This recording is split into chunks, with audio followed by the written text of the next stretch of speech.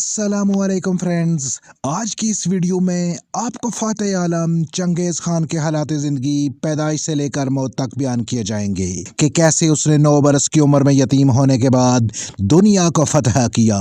Iran के शाह ख्वारज़म ने जब चंगेज़ खान के भेजे हुए एक एलची को मार डाला और 2 के सर मंडवा कर वापस किए तो चंगेज़ खान ने क्या किया, तमाम तफसील इस वीडियो में शामिल है। वीडियो थोड़ी लंबी हो सकती है मगर मालूमात से भरी पड़ी है।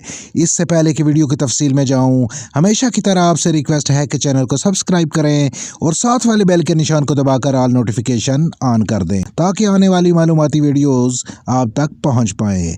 तो आइए शुरू करते हैं ये वीडियो। चंगेज़ खान के हालात ज़िंदगी, जंगों और मौत की दिलचस्प दास्तान। अजीम मंगोल फातेह चंगेज़ खान करीब 1162 ईस्वी में पैदा हुआ। उसका बाप एक मामूली मंगोल सरदार था जिसने अपने बेटे का नाम एक मफ्तू हरीफ सरदार के नाम पर तिमोजन रखा। जब तिमोजन 9 बरस का हुआ उसके बाप को एक कबीला के अफराद ने कत्ल कर दिया। अगले चंद बरस ख़ानदान के बकिया अफराद एक मुस्तकिल ख़तरे के तहत पोशीदा रहे। ये एक बदशगून आगाज़ था। तिमोजन को अच्छे दिन देखने से पहले निहायत ज़बूं हालात से दो चार रहना पड़ा। 1177 ईस्वी में अपनी जवानी में वो हरीफ कबीले के एक दहावे पर गिरफ्तार हुआ। उसकी गर्दन के गिर्द चोबी हल्का बांधकर उसे असीर रखा गया। बेचारगी की इस हालत से निकलकर एक कदीम और बंजर मुल्क का नाखवानदा ये असीर तिमोजन दुनिया के इंतहाई ताकतवर इंसान के तौर पर उभरा। चंगेज़ खान ने गुलामी के दौरान अपने अगवाकारों में से एक को अपना दोस्त बनाया और उसकी मदद से फरार हो गया। चंगेज़ खान की तरक्की का आगाज़ इस कैद से फरार के बाद हुआ। वो अपने बाप के एक दोस्त और वहाँ मौजूद मुतहल्लिका कबाइल में से एक के सरदार तुगरल से जा मिला। आगे कई बरसों तक इन मंगोल कबाइल में हलाकत खेज जंगें जारी रहीं जिनमें तिमोजन ने अजमत की तरफ अपना सफ़र जारी रखा। मंगोलिया के कबाइलियों की एक वजह शोहरत यह है कि वो माहिर घुड़सवार और तंदखू जंगजू हैं। तारीख में हम देखते हैं कि वो शुमाली चीन पर मुसलसल हमले करते रहे। तिमोजन से पहले मुतहद्दिद कबाइल अपनी तवाराइयों को एक दूसरे के खिलाफ जंगो जदल में सर्फ करते थे। फौजी दलेरी, मुनाफकत, सफाकी और मुंतज़िमाना एहलियत के मिले जुले इम्तजाज के साथ तिमोजन ने इन तमाम कबाइल को एक मरकजी क़यादत के तहत मुत्तहिद कर लिया।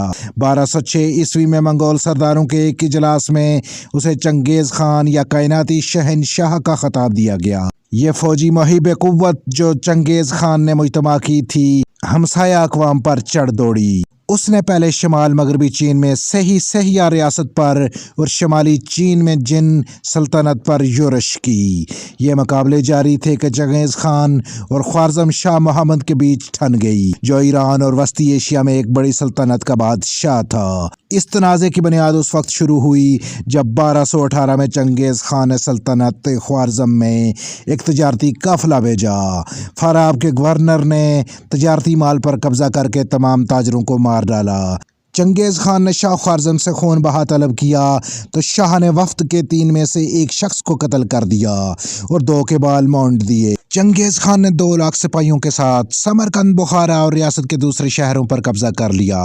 1219 से 1221 तक होने वाली लड़ाई में सल्तनत ख्वारज़म के 12.5 लाख अफराद मारे गए। चंगेज़ खान ने गवर्नर को गिरफ्तार करके उसकी आंखों और मुंह पर पिघली हुई चांदी अंडेल दी। इस लड़ाई में चंगेज़ खान ने वस्ती एशिया और ईरान को तहबाला करके रख दिया।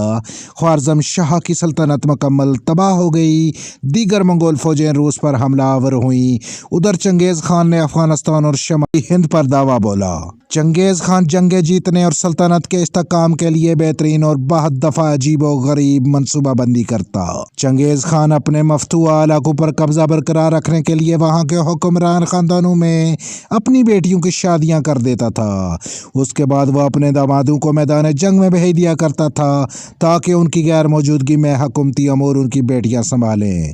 दामाद अमूमन जंगों में मारे जाते और उसकी बेटियाँ कामयाबी से हुकूमत करती। जंगों में अक्सर अक्सर चंगेज़ खान अपनी फ़ौजों की तादाद बढ़ा चढ़ा कर जाहिर करता था। चंगेज़ खान इलाके में अपनी ज़्यादा तादाद की अफवाहें फैलाता और घोड़ों पर लकड़ी की डिम्मी बिठाकर दुश्मनों को मरऊब करता था। इन तरीकों से वो अक्सर जंग जीत जाया करता था। चंगेज़ खान हयातियाती हथियार इस्तेमाल करने वाला पहला जंगजू था। उसकी मंगोल फौज मुहासरे के दौरान शहर में मंजनीक की मदद से ऐसे मुर्दा फौजियों को फेंकती थी जो ताउन से मुतासर होते थे। चंगेज़ खान जिन इलाकों को फतह करना चाहता उन्हें हर तरीके से फतह करने की कोशिश करता। उसके लिए वो दरिया तक का रुख बदल कर शहरों की तरफ करवा देता और ज़रूरियात ज़िंदगी की फरहमी भी काट कर रख देता था। चंगेज़ खान जहाँ दुश्मनों की ज़रा सी गलती भी माफ़ न करता वहाँ अपने बड़े से बड़े दुश्मन को भी माफ़ कर देता। चंगेज़ खान ने मैदान जंग में अपनी गर्दन पर तीर चलाने वाले शख्स को न सिर्फ माफ़ कर दिया बल्कि उसे अपने बेहतरीन और काबिल एतमाद जर्नैलों में भी जगह दी। चंगेज़ खान ने अपने इर्द गिर्द ताकतवर और ज़हीन अफराद जमा कर रखे थे। उनमें से एक उसका सबसे आम मशीर कन्फ्यूशस का पैरोकार था। ययलू चोकाई नामी इस मशीर ने चंगेज़ खान को कत्लेआम करने के बजाय टैक्स लेने का मशवरा दिया। 1225 में वो मंगोलिया लौटा जहां 1227 में वो फौत हुआ। अपनी मौत से कुछ ही देर पहले उसने दरख्वास्त की कि उसके तीसरे बेटे उगदाई को उसका जानशीन मुकर्रर कर दिया जाए। ये एक दानिशमंदाना इंतखाब था जिसकी वजह से सल्तनत यूरोप तक फैल गई। चंगेज़ खान की नस्ल बाद में बहुत बड़ी थी। आज भी हर 200 में से एक शख्स का सिलसिला नस्ब चंगेज़ खान से जा मिलता है। चंगेज़ खान ने मरने से पहले अपने जाए मदफन को खुफिया रखने की भी ख्वाहिश जाहिर की। तदफीन के बाद उसकी कब्र पर घोड़े दौड़ा दिए गए ताकि ज़मीन हमवार हो जाए। हर उस शख्स को मार दिया गया जो उसकी कब्र के मकाम से वाकिफ था।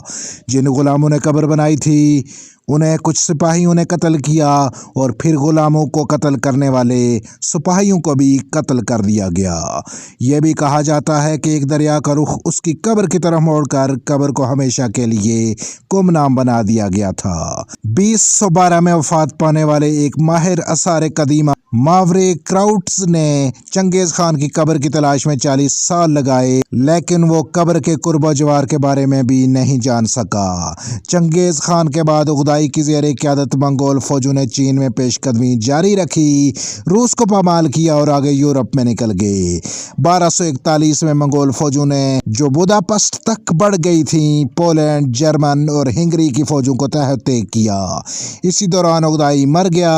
मंगोल फौजें यूरोप से लौट आईं और कभी उधर वापस नहीं गईं। ये थी फ्रेंड्स आज की इंटरेस्टिंग वीडियो। मिलते हैं किसी नई इंटरेस्टिंग वीडियो में। अगर ये वीडियो आपको अच्छी लगी है तो काइंडली लाइक कीजिएगा, चैनल को सब्सक्राइब कीजिएगा। मिलते हैं किसी अच्छी सी नेक्स्ट वीडियो में। अल्लाह हाफिज़।